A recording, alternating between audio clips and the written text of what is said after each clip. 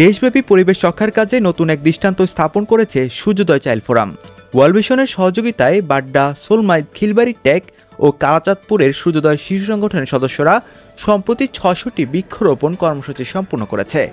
এই উদ্যোগটি কেবলমাত্র প্রাকৃতিক পরিবেশ উন্নয়ন নয়, বরং শিশুরা পরিবেশ সচেতনতা ও দায়িত্ববোধের শিক্ষা লাভ করছে।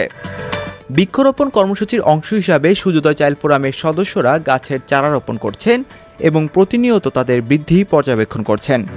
ওয়ার্ল্ড ভিশনের সহায়তায় পরিচালিত এই প্রকল্পের মাধ্যমে শিশুরা গাছের প্রতি যত্নশীলতা ও তাদের দীর্ঘমেয়াদী পর্যবেক্ষণের গুরুত্ব বুঝতে পারছে।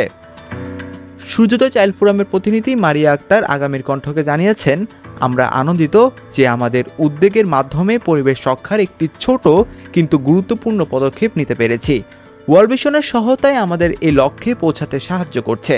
আমরা ভবিষ্যতে আরও বড় পরিসরে পরিবেশ রক্ষার প্রকল্পের কাজ করার জন্য উন্মুখ।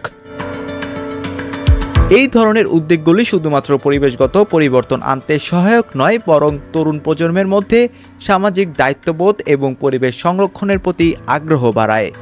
সূর্যোদয় চাইল্ড ফোরামের এই বৃক্ষরোপণ কর্মসূচি পরিবেশ রক্ষায় নতুন আশার বার্তা জানিয়েছে। হাসিবুল ইসলাম বাপ্পি, দৈনিক আগামীর কণ্ঠ, ঢাকা।